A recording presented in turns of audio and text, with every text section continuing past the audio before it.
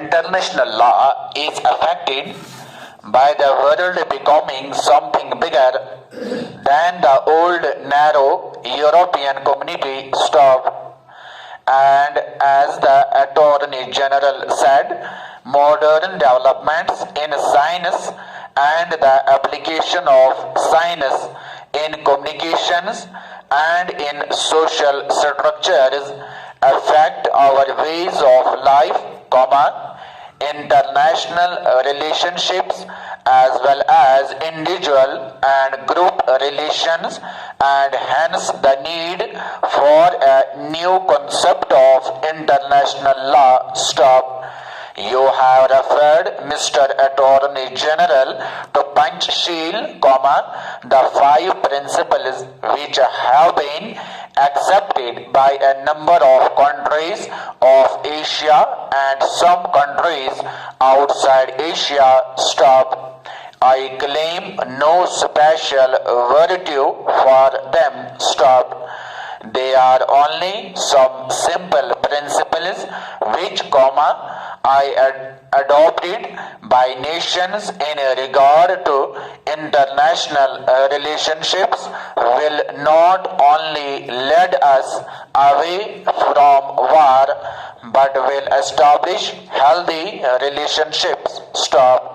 They are really simple, and I do not see how anyone anywhere can object to any of them. The recognition of sovereignty, non-aggression, non-interference in internal affairs. When a country does not conform to these principles, it is misbehaving and interfering. It is not acting according to the real basis of international law, which consists of non-aggression, non-interference, recognition of sovereignty, mutual respect, all these leading up to peaceful coexistence. Peaceful coexistence means coexistence of countries which differ in their policies. There is no point in saying that 2 persons or 2 countries who agree should exist peacefully. They do.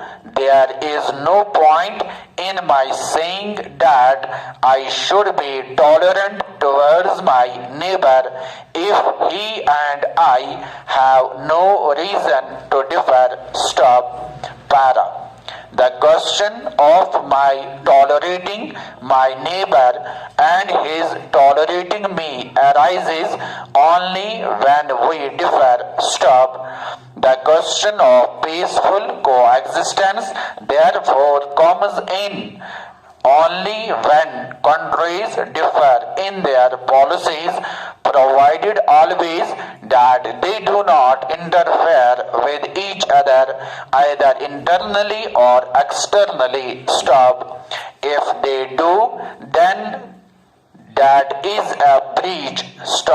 Therefore, I submit that these 5 principles, which are sometimes called Panchsheel, are a healthy basis for international relations, and I would further say in all humility that there is no other basis unless you accept the basis which leads to conflict, which of course is not our objective. Surely international law should not encourage any attempt to compel or coerce a country to do something against its will or to fall in line with something that will bring conflict. There is great variety in this world. Are we going to produce uniformity through some measure of force, military or economic? Perhaps it would be a good thing if there were uniformity uniformity in basic principles stop, but that can only develop by argument, by reason, by discussion, by conversion stop. If uniform